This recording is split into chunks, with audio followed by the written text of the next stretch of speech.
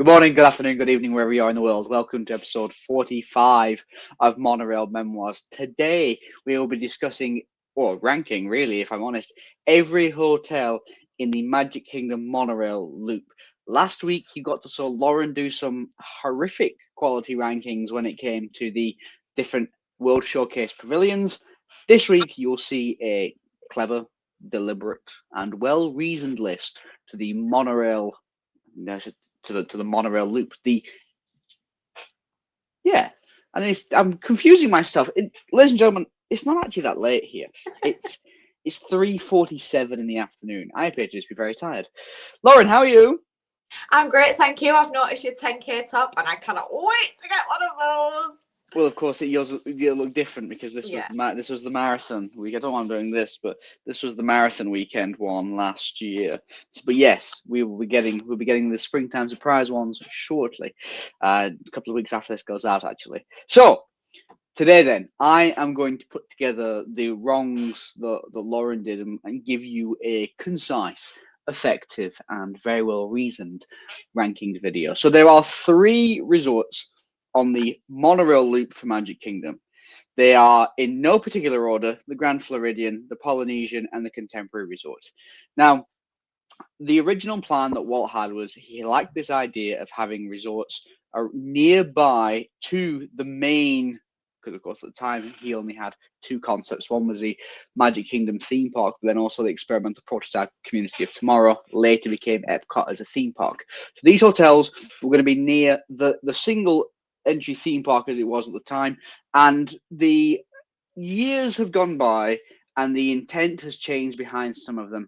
Lauren, before I get into my views on it, what do you think when you think of the Contemporary, you think of the Grand Floridian, you think of the Polynesian resorts? What goes through your mind? Expensive. Super duper expensive, but also I think they all have big pros in their own right, and some of them have quite a lot of cons in my mind. I think I've got a list in my head. I think they might align quite closely. I'm not going to lie. There's only 3. We can't really go far wrong with this. But I also think that with the expansion of Walt Disney World, it has actually taken that idea that Walt had and pushed it really quite far out. Because if you think of the likes of, I know that Animal Kingdom Lodge is near Animal Kingdom, but Animal Kingdom is also quite far out compared to the other ones. So, even though that's like a deluxe resort, it's still very, very far out. And I think that the closeness, like the close-knit community that Walt kind of set out to do, is kind of impossible now. But I like the idea that it's kind of there with the monorail loop, but there's also obviously the Skyliner loop as well that has, is it Port Orleans? Yeah, so there's got Caribbean Beach Resort, it's got Pop Century on it, it's got the Riviera on it, and it goes to the International Gateway just outside of Epcot. Yeah. So that's kind of akin to that. But yeah, I know they're expensive for what they are, I think. But for if you can afford it, yes. But I wouldn't break your bank to do it. Well, maybe not. Maybe not. DVC does make some of these things slightly more achievable in the short term, as I have done. But we'll start with my number 3. I'm going to start with a caveat here. I would stay at any of these resorts. If there's availability, I'll stay at any of them. The price point between them is slightly different, but it is still, the one we'll start with in the peak months is between $800 and $900 a night. That is a lot of money. So we'll start with the 3rd place option of our ranking of every hotel. Monorail Loop. Here we go. We are at the Contemporary. There is no surprises here. The Contemporary, the classic A-frame structure, and yes, the monorail from the image here goes from right to left. It goes through the A-frame atrium, which is the main part of the Contemporary when people think about it. However, just off to the side of these images, there are other outbuildings that are part of the Contemporary Resort that are the cheaper options. Staying in the A-frame is more expensive, as you would expect. The rooms have gone through a retheme, and I think this is part of why I can confirm this is very much the 3rd place option on my list. This is a retheming based off The Incredibles, which I think is a good Pixar franchise. I have no issue with The Incredibles, but this sort of, we were entering an era where that sort of postmodernism architecture was coming back into fashion, and Disney just chinned all that off and went, we're gonna make an upscale Marriott hotel with silhouettes of characters on it. Like Edna Mode, for example, is when I think of Disney. If you were to tell me list 100 Disney or even Disney Pixar characters, I don't know if Edna Mode would be in the top 100. Yet she is featured here heavily within the new changes to the contemporary resort. Go on, Lauren, you had a point. Yeah, to me, and people might shoot me for this, but it's very kind of Pop Century vibes, I feel. What does that mean? So, I mean, obviously the value resorts have their place. We've stayed in value resorts loads of times. It makes a Disney holiday sometimes very doable for other families. I'm not slating them. But when you're paying $900 a night, I do not expect to be sleeping on Edna Mode's head. No, that is if that's not the tagline for this episode, I don't know what is. No, I agree. And the contemporary, and I must caution here. I haven't actually stayed at the contemporary. No. So this is me being very judgmental and arguably without sufficient precedent to do so. But there was, I'm going back maybe 10 or 15 years now, a massive expansion to the contemporary, which is Bay Lake Tower. So as you see here, the bridge that is running, as you see it, north-south on the image, is moving towards the actual big A-frame atrium you saw earlier. This is Bay Lake Tower. It is a DVC tower, but you can stay in it if you so wish. You can see the views. Some of the views off to the left of the screen will be of Magic Kingdom and the castle and the fireworks. Views off to the right. I mean, there isn't a bad view. Let's be clear here. There is not a bad view. And you are so close to Disney, specifically to Magic Kingdom, you can actually walk. There is a walkway that you can do it if you so desire. Here's one of the updated rooms in Bay Lake Tower. So on the right hand side, you'll see that there's a Murphy bed, that is a pull down bed, as indicated by the two handles there. But if it's just two people, you've got the double bed on the left. It is a Marriott, and this thing is a Marriott Bonvoy hotel, which, having stayed in Marriott, I'm quite a fan, but they are a third of the cost. And to me, that makes the contemporary third on the list. Yeah, I think the only thing that really sells it for me is the proximity to Magic Kingdom. But don't forget, Magic Kingdom is one of the 4 parks if you're choosing the normal parks, or one of the 6 parks if you're choosing the water parks as well. And you've also got Disney Springs in there also. So yes, you are close to one of the parks. You know, you need to still get Disney transport everywhere else, buses, you know, maybe taxi or a car if you've driven there. So yes, whilst it is great for proximity for one of the parks, it's not a massive be all and end all of the whole holiday, to be honest. I've heard that the food options aren't amazing either. Chef Mickey's is kind of like a character buffet dining thing. Yeah. And the food is very much character dining buffet style. And then Steakhouse 71, I've actually heard really, really mixed reviews about that place. I've never been personally, but some people don't really rate it for the price that it's at. Yeah, and I've never heard a bad thing about Steakhouse 71. The question is it worth the price point? Which is probably a fair question to most, if not all, Disney dining. Is it worth it for the price point? But to me, contemporary, clear third, no real debates. As we move on to my second place choice, you will not be surprised, Lauren, but here we have the Polynesian. The Polynesian is so well themed. I'm such a huge fan, but there are things of it that I think have been ruined. What you have in front of you here are the bungalows. Disney, about 10 or 15 years ago, realized they could make more money out of fewer people. This is the idea, by the way, that Las Vegas is going through at the minute. Las Vegas is going through a bit of a tourism issue. I used to live there, for those that don't know, which is why I can sort of give a bit of an opinion on this.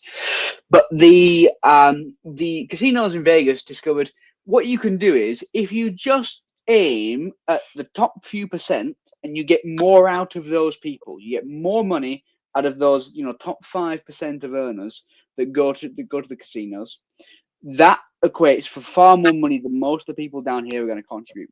Disney operated a similar theory, which was if we can charge, as they were originally, $3,000 a night for some of these bungalows, we have far fewer of these that we need to fill in order to make a damn sight more money than trying to get regular people in. And it continues to coincide with what you raised in an earlier video, which is the crowds are too busy. How does Disney combat that? It prices people out. So I don't like the bungalows from like a moral standpoint, but they do look chuffing good inside. I give them that. They look so pretty awesome. the Polynesian itself, this is a view from the updated Polynesian rooms. You will see that the theming is slightly more subtle than the Edna Mode's head that we just had previously, but the artwork on the wall, you know, sort of trying to reflect those Polynesian roots from the original design for the hotel. This is clearly a double bed with a balcony that overlooks, actually overlooks Grand Floridian in the background. The Polynesian Resort is about 10 to 20% more expensive per night than the Contemporary, so that's something to bear in mind. This is the lobby though, and I do think the food offerings here do easily give it a step ahead. Kona Cafe, for example, having been there, big fan, and there's something really sort of wholesome, I think, about walking in here. It does give a proper vibe and a really good theme. The only thing I'll mention is there's the new Island Tower. This is the concept art, but it does look like that. The new Island Tower. And what they've done here is Disney has gone, the Polynesian is popular. So how can we extend the Polynesian without having to create a whole new resort? And what they've done is they've built this massive tower on, which doesn't fit in with the skyline at all. The rooms are smaller than the rooms you would get in the rest of the Contemporary, because the original Contemporary is built back in the 70s. This is built now, and so the rooms are a little bit smaller, and the price is about the same.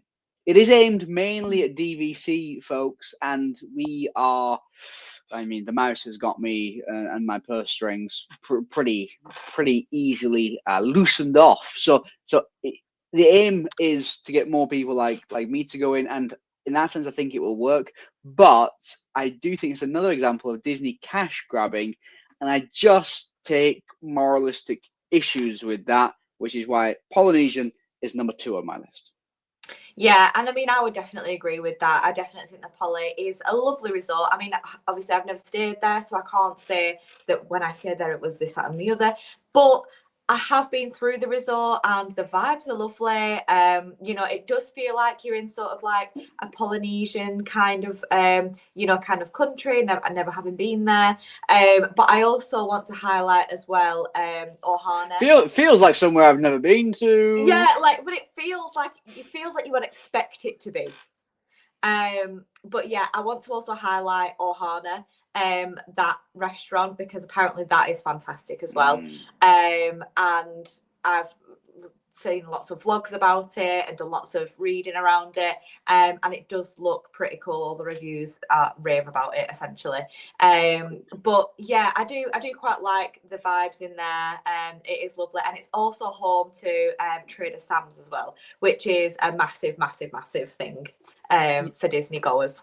Yes, I will say as well that as with the next and final resort, there is boat transfer as well to the Magic Kingdom if you're interested, which can be, it's far less busy, especially if you're not doing it towards any of the kicking out or arrival times, but it is a little bit slower. It's a little bit slower pace of life, and I actually think that the Polynesian is one of the resorts, perhaps unlike the Pop Century or the All Stars you were talking about earlier, that I could happily spend a day in and not actually wander into the Disney park itself. There's enough going on. It's suitably pleasant. So for me, it's number 2 on the list, which leaves only one possible option. In first place, for me by a mile, having said there as recently as last year, is the Grand Floridian Resort and Spa. The Grand Floridian holds a special place for me, you know, personally, in sense of nostalgia, also sense of you know you've made it when you can stay there. Whatever made it means, I use that in inverted commas. The rooms updated. I think they're updated. Gorgeous. Oh, they're just so well done. You can see the artwork on the left is designed for almost a Mary Poppins style. The artwork is lovely. The rooms are slightly bigger than the other ones you've mentioned. I just think the quality of finish here is so good. The monorail, I mean, just that image, that to me is nostalgia and perfection all wrapped up in one. Is it the most expensive resort? Well, by room type, yes. There are exceptions such as the bungalows I just showed you at the Polynesian, and of course we cannot forget the engineering marvel that is the back-to-back urinals. If you haven't seen our video on the best bathrooms in Walt Disney World, or restrooms as for our American colleagues, highly recommend you go into it. We go into a whole lot of detail about this, but all I can say, wow, that's whack. How would you go about using that? I can't believe that's made it into this one.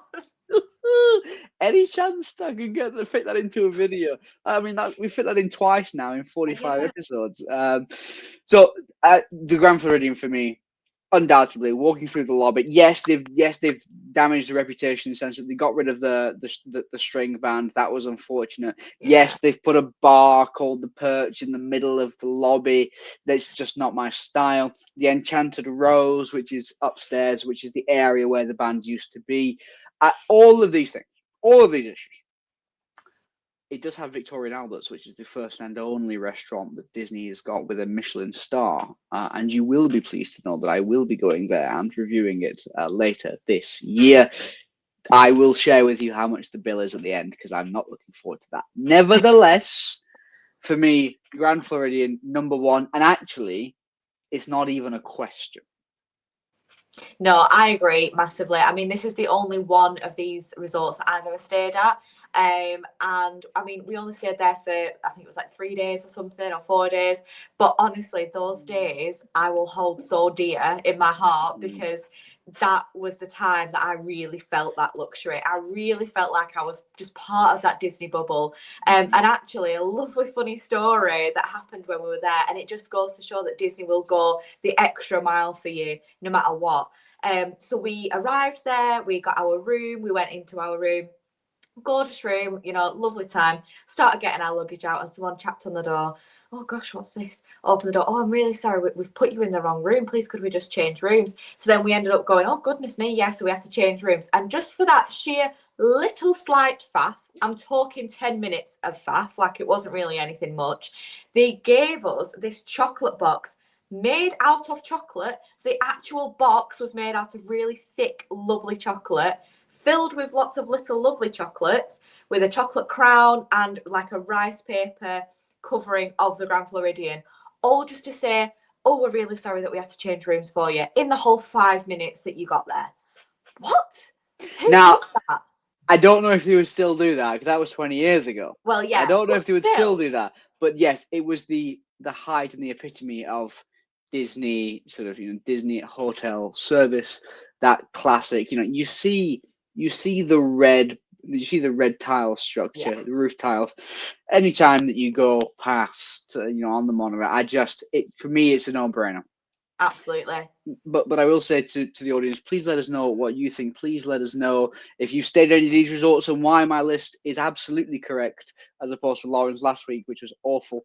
As always, I wish to leave you with further thoughts as to how this was ever signed off as a good idea. A cheek-to-cheek experience in the restroom of the Grand Floridian main lobby. Until next time, please stand clear of the doors. Bye, everybody. Okay.